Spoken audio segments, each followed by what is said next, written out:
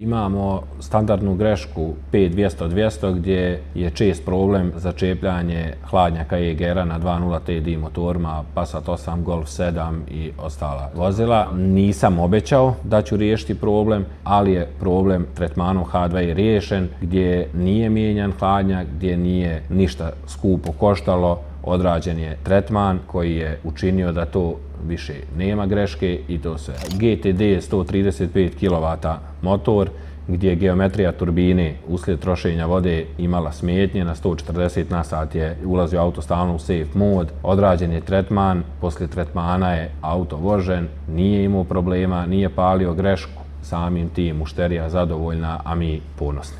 Također imamo slučaj Audija A3 2.0 TDI 110 kW 2015. godina gdje je uslijed česte gradske vožnje često pokretao regeneracije, gdje je ventilator nakon ugašenog auta dugo vremena radio. Tretmanom H2E smo uspjeli da riješimo, da proredimo te regeneracije i gdje mušterija bila zadovoljna.